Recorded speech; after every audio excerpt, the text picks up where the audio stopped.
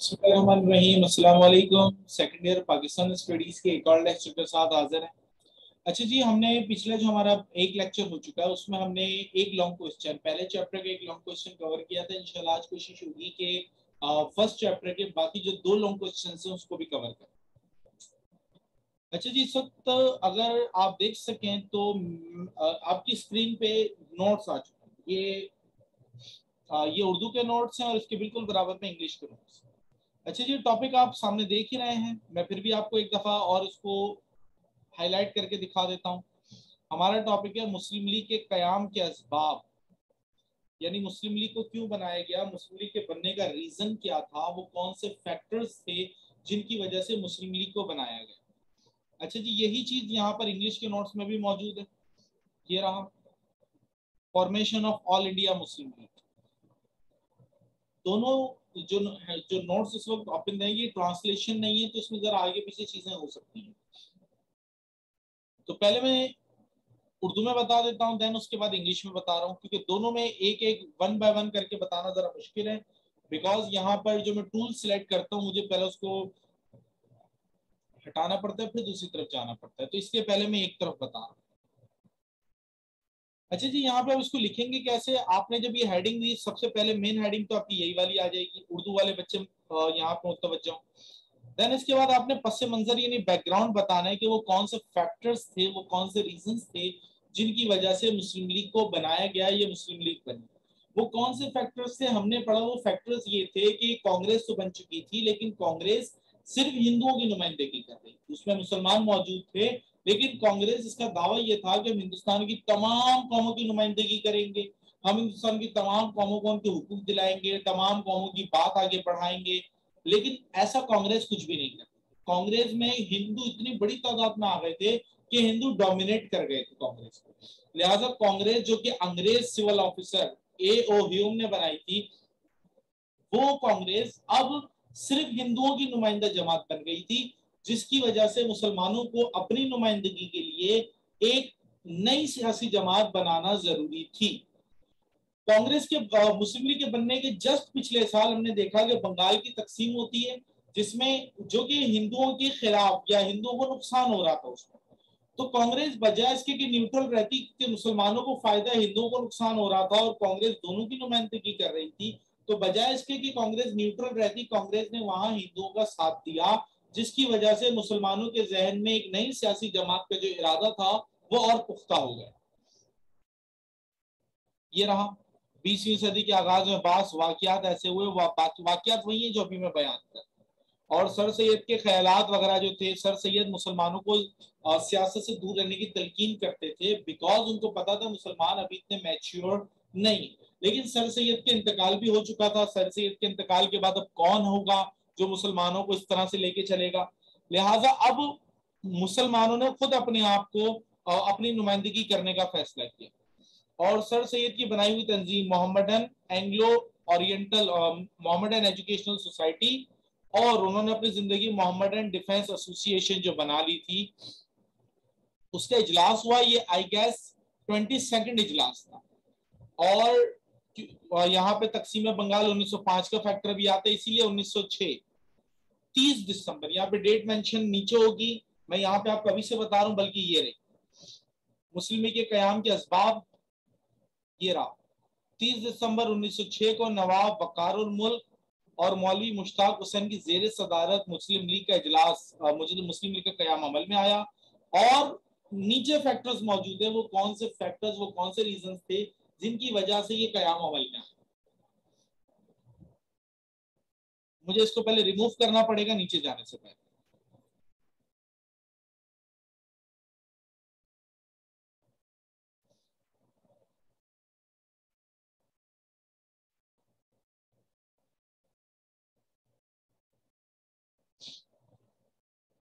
सबसे पहला हिंदी उर्दू तनाजा या हिंदी उर्दू झगड़ा।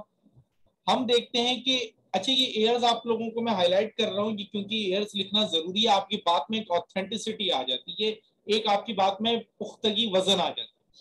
तो 1867 में मद्रास में हिंदुओं ने उर्दू जबान पे पाबंदी लगा के उसकी जगह हिंदी को प्रमोट करने का एक यूं समझ मुतालबा कर दिया, जिसका ये रहा। और फारसी रस्मुल खत की जगह कहा गया अंग्रेजी रस्मुल खत होगी, यानी उर्दू का एक नक्शा बिगाड़ने की बात की गई, जिसकी मुखालफत सबसे पहले सर सैयद अहमद खान ने की थी। तो मुसलमानों ने इसकी मुखालफत की। इसकी मुखालफत की वजह इसके सिवा कुछ नहीं थी कि फारसी रस्मुल खत, अरबी रस्मुल खत, यानी मुसलमानों की आइडेंटिटी, पहचान थी। अच्छा, ना सिर्फ ये आइडेंटिटी और पहचान थी, बल्कि मुसलमानों की पूरी तारीख भी तो फारसी अरबी में है। कुरान पाक, हदीस और तमाम बुजुर्गान दीन की किताबें फारसी और अरबी में थी। और फारसी और अरबी तो मजीद, एक तो उन पे वैसी पाबंदी लगा के फारसी और अरबी भुलाई जा रही थी, अब उर्दू पर भी पाबंदी लगा के, उर्दू की रस्म खत पर पाबंदी लगा के फारसी और अरबी से मुसलमानों को बिल्कुल दूर करने की कोशिश की जा रही थी। तो ये पहली वजह। इसके बाद गांवकशी। गांवकशी भी मुस्लिम लीग के कयाम की एक वजह बन गई, क्योंकि मुसलमान गाय को ज़िबा करते थे और मुसलमानों के मजहब में, हमारे मजहब में, हम गाय खाना हलाल है, जबकि हिंदू मजहब में गाय की पूजा की जाती है या उसे एक मुकद्दस, एक पाक जानवर माना जाता है, जिसकी वो ज़िबा तो दूर की बात, उसकी इबादत करते हैं। तो मुसलमानों की तरफ से बकरा ईद में या फिर आम तौर पे खाने के लिए गाय ज़िबा करना और उस पे हिंदुओं का इस तरह रिएक्शन देना, ये और वजह थी। तीसरे नंबर पे वंदे मातरम, ये एक तराना है। ये एक तराना है जिसके मफहूम में अगर हम जाएं तो उसमें शिरकिया कलमात आते हैं। जैसे यहाँ पे देखें लिखा है, वंदे मातरम हिंदुओं का तराना है जिसके माने माँ मैं तेरे आगे झुकता हूँ, जबकि हम सिर्फ अल्लाह के आगे झुकते हैं। अगर हम किसी और के आगे झुक जाए तो हमारा ईमान खतरे में आ जाता है। तो यहाँ पे ये जो तराना था, ये मुसलमानों को जबरदस्ती पढ़वाया जाता है। इवन मेरी वालदा बताती है कि उनके नाना, यानी मेरे पर नाना, वो जब इंडिया में थे, वो एक हकीम थे, नाबीना थे। तो वो जब बाजारों में निकलते थे तो वहां पे हिंदुओं के ट्रक भर भर के आते थे। जो हमारा इनके नाम भी कुछ तहरीकें थी, शुद्धि तहरीक वगैरह। तो ये इन तहरीकों के जो इंतहा पसंद हिंदू थे, ये हाथों में तलवारें, डंडे लेके आते थे, गाड़ियां भर भर के, सुजुकियां भर भर के आते थे, और तमाम लोगों को मार के, डंडे डंडे मार के, उन पर डंडे बरसा के उन्हें कहते थे वंदे मातरम। जो मुसलमान इसका मफहूम जानते थे वो डंडे खाते थे, लेकिन ये नहीं पढ़ते थे क्योंकि इसमें शिर्क था। तो ये एक बहुत बड़ी वजह थी कि भाई कांग्रेस के मातहत ये सारा कुछ हो रहा है। और आगे बढ़े हम, दो कौमी नजरिया भी एक बहुत बड़ा फैक्टर था जो कि अब सर उठाने लगा था। और इसके बाद कांग्रेस का रवैया जो कि मुसलमानों की तरफ बिल्कुल यूं समझ लो कि सोतेली माँ की तरह, यानी मुसलमान भी उसी को मानते थे। बहुत सारे मुसलमान कांग्रेस में मौजूद भी थे, इवन कायदे आजम खुद भी कांग्रेस का पार्ट थे, और बहुत सारे मुसलमान कांग्रेस में थे, लेकिन कांग्रेस का रवैया मुसलमानों के साथ सोतेली माँ की तरह। ये नीचे डिटेल वही लिखी हुई है जो मैं शॉर्टली इजी करके बता रहा हूँ, नीचे डिटेल वही।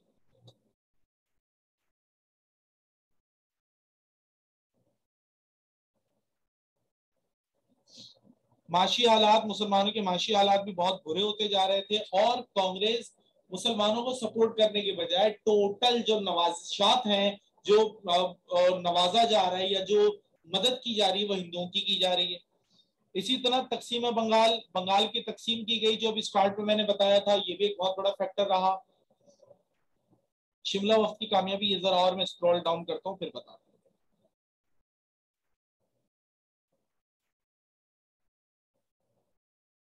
हाँ भाई, हिंदू बर्रे सगीर में जो हिंदू और मुसलमान थे, उनके हुकूक के तहफ़्फ़ुज़ के लिए उलमा इकराम का एक वफ्द गया था, और उन्होंने, उलमा इकराम के वफ्द ने उनसे डीलिंग की थी। ये रहा तकरीबन 35 उलमाओं का वफ्द जो है वो मुश्तमिल था, और ये शिमला गया था, और वहां पे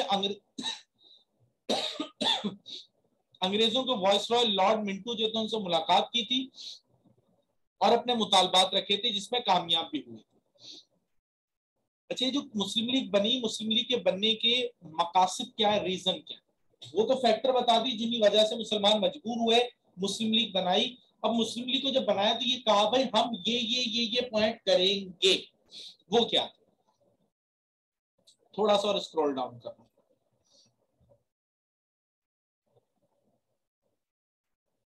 ये रहा बर्रे सगीर के मुसलमानों में हुकूमत बरतानिया के लिए जज्बा वफादारी को उभारना, ये पहला था। और दूसरा या इसी में हुकूमत और मुसलमानों के दरमियान पैदा होने वाली गलतफहमी को दूर करना। आप चाहो तो इसको दूसरा भी बना सकते हो, मैंने इसीलिए इसको अलग अलग मार्क किया। मुसलमानों के सियासी हुकूक और मफादात की हिफाजत करना और उनकी जरूरियात से हुकूमत को आगाह करना। तीसरा, मंदरजा बाला मकासद को नुकसान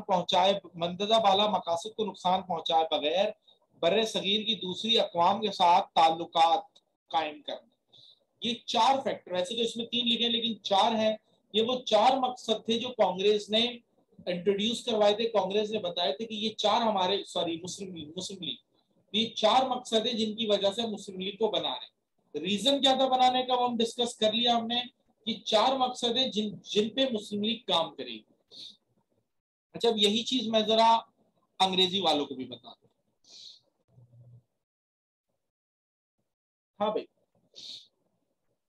आपने क्या करना है, आपने भी यहाँ पे यही करना है कि मुस्लिम लीग की फॉर्मेशन की हेडिंग लगानी है। देन इसके बाद हमारे पास बैकग्राउंड आ जाएगा। बैकग्राउंड के बाद वो कौन से रीजन है जिनकी वजह से मुस्लिम लीग वजूद में आई। स्क्रॉल डाउन थोड़ा करता हूं। मैंने बताया था कि भाई ये दोनों ट्रांसलेशन नहीं है, इंग्लिश उर्दू, तो हेडिंग्स देखें आगे पीछे।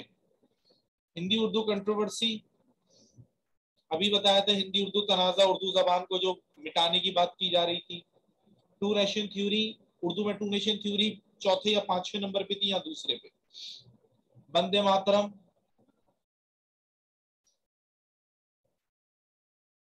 और आगे बढ़ते हैं।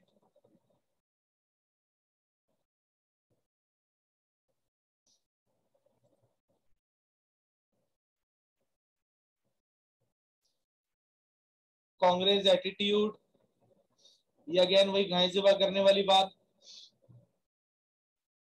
क्योंकि उर्दू में ऑलरेडी समझा चुका हूं तो इसमें जस्ट मैं आपको मार्क करवा रहा हूं, बता।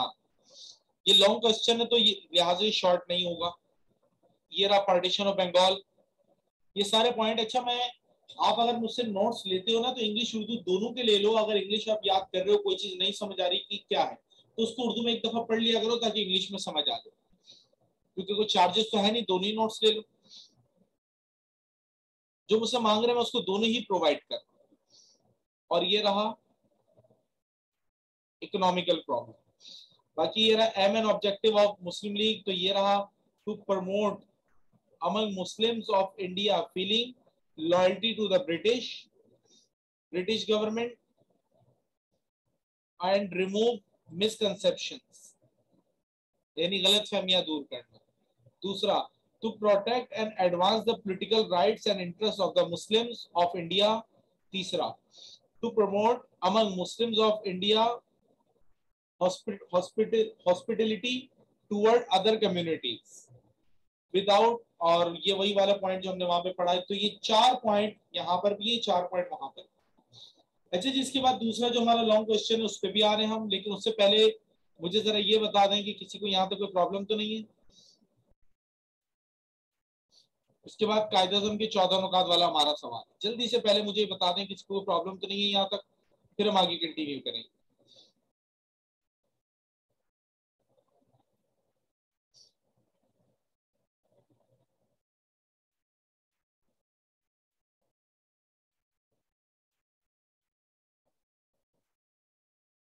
चलें जी, जबरदस्त, और आगे बढ़ते। कायदे-ए-आज़म के 14 नुकात के बारे में बेटा ये वाला सवाल लॉन्ग में मैं नहीं करवा रहा, मैं यही वाला सवाल शॉर्ट में आपको करवा रहा हूँ, बिकॉज कायदे-ए-आज़म के 14 नुकात लॉन्ग में नहीं आते। यही सवाल हमारे पास ऊपर शॉर्ट में भी मौजूद है, लिहाजा आपको इस सवाल को शॉर्ट करने की नीड नहीं है, बाकायदा तौर पे ऊपर शॉर्ट दिया हुआ। शॉर्ट क्वेश्चंस को भी एक दफा देख लेते हैं, कौन कौन सा याद करना है मैं बता रहा हूं ताकि आप उस सवाल को याद करें। मैं स्टार्ट से बता रहा हूँ, वो नीचे किया जो अभी हमने करना।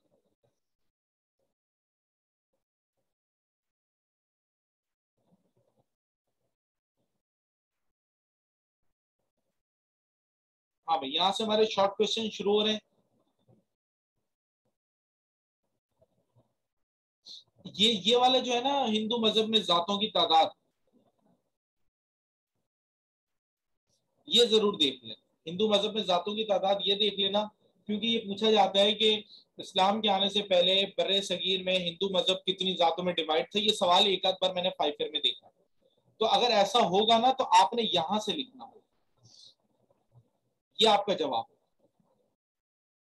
ये इंग्लिश में भी इस तरह मौजूद है ये सवाल, शॉर्ट क्वेश्चन के लिए। इससे ज्यादा मत कर, चाहो तो जल्दी से इसका स्क्रीनशॉट दे। इसके अलावा अलीगढ़ तहरीक ये अच्छा खासा बड़ा है, इसको हम आगे पढ़ेंगे। वैसे दो कौमी नजरिया शॉर्ट में नहीं आता, लॉन्ग में ही आता है। लॉन्ग में हम पढ़ चुके हैं, ये भी शॉर्ट में नहीं आता। नजरिया पाकिस्तान भी हम लॉन्ग में देख चुके हैं, शॉर्ट में पढ़ने की जरूरत नहीं है। तकसीम बंगाल भी हम लॉन्ग में पढ़ेंगे। मुस्लिम लीग के बनने के मकासद जो भी हमने लॉन्ग में पढ़े, ये रहे शॉर्ट में भी मौजूद है। मिसाके लखनऊ भी हमने लॉन्ग में पढ़ना है, इसलिए मैं शॉर्ट में इसको अलग से नहीं पढ़ा। अच्छा भाई, ये तहरीक खिलाफत ये जरूर दे, शॉर्ट में अक्सर शॉर्ट में आते हैं, लॉन्ग में हम पढ़ेंगे लेकिन यहाँ पे शॉर्ट में इसके पॉइंट अच्छे बनेंगे। अब जब भी आप ये लिखो तो ये पसे मंजर यानी बैकग्राउंड सिर्फ इतना लिखना है आपने, और ये वाला बैकग्राउंड लिखने के बाद देन आपने नीचे आना है, क्योंकि आपसे इसके मकासद पूछेगा। ये रहे मकासद, उसके बाद ये लाजमी लिखना, बस ये लिखना नीचे, और पूरा लिखने की नीड नहीं। तहरीक खिलाफत क्यों शुरू की गई थी? तहरीक खिलाफत के बड़े बड़े मकासद में तुर्की में खिलाफत बरकरार रखी जाए, मकामात मुकद्दसा यानी मक्का मदीना वगैरह इनको तुर्की तहवील में ही दिया जाए, और तीसरा तुर्की सल्तनत को तकसीम ना किया जाए, यानी तुर्की जो मुल्क आज है उसे तकसीम ना किया जाए।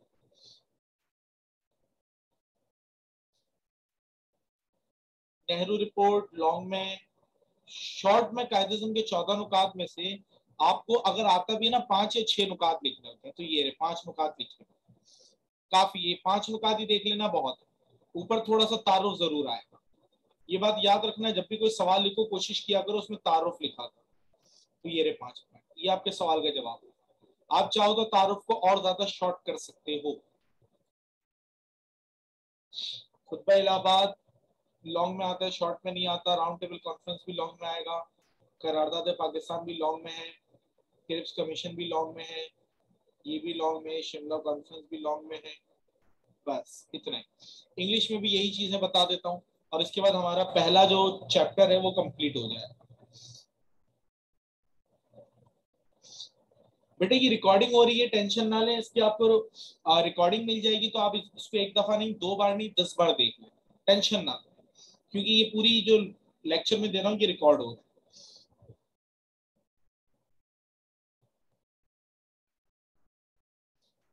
इंग्लिश में भी बता रहा हूँ ताकि जो बच्चे इंग्लिश में पढ़े वो कंफ्यूज ना हो।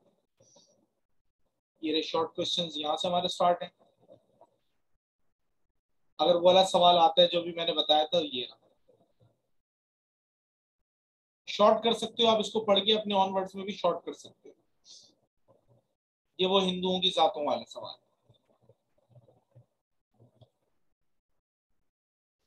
और इसके बाद अलीगढ़ नहीं, डूरेशन थ्योरी भी पढ़ लिया, कंपैरिजन भी नहीं, आइडियोलॉजी भी लॉन्ग में पढ़ चुके हैं हम, पार्टीशन ऑफ बंगाल भी देख लिया हमने। ये रहे objective of Muslim league, already वैसे तो हम पढ़ चुके हैं, लेकिन ये रहे यहाँ पर। और ये वही है जो हमने अभी लॉन्ग में पढ़े, कॉपी ये लखनऊ पैक्ट, खिलाफत मूवमेंट। ये रहा खिलाफत मूवमेंट में जो मैंने बताया था ना, ये वाला सवाल आएगा इंट्रोडक्शन लिखने के बाद, यहाँ हल्के यहाँ फ्यूचर ऑफ तुर्की,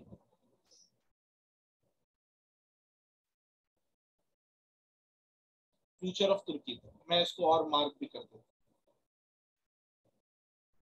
ये रहा future of Turki.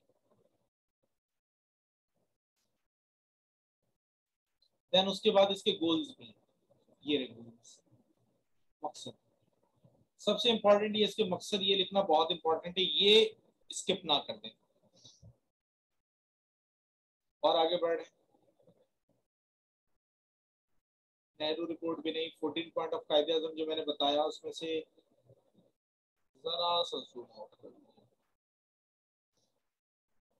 Introduction, then 5 points. और इसी तरह हेडिंग लगा के लिखना जिस तरह हेडिंग लगा के लिखा हुआ है।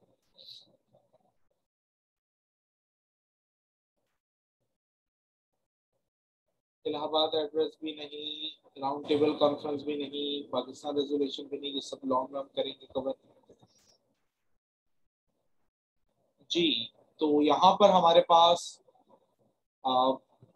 चैप्टर कंप्लीट हुआ, फर्स्ट चैप्टर कंप्लीट हुआ। ये वाले जो नोट्स हैं ये भी आप चाहे तो व्हाट्सएप पे ले लीजिएगा मुझसे, और शॉर्ट और लॉन्ग दोनों मैंने बता दिए। एमसीक्यू सब चैप्टर्स के एंड में करेंगे, तो एमसीक्यूज के अलावा फर्स्ट चैप्टर के शॉर्ट और लॉन्ग दोनों हो चुके हैं।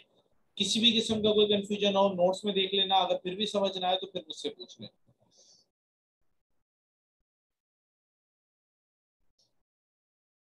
जी एमसीक्यूज होंगे लेकिन वो एंड में होंगे ताकि सबके एमसीक्यूज एक साथ हो जाए, और सिर्फ इसके नहीं, उर्दू वगैरह सबके एमसीक्यूज होंगे। अच्छा जी, रिकॉर्डिंग मैं ऑफ कर रहा हूँ अब, और जो रिकॉर्डिंग में देख रहे हैं उनके लिए अल्लाह हाफिज, जो लाइव मौजूद है वो क्वेश्चन कर सकते हैं।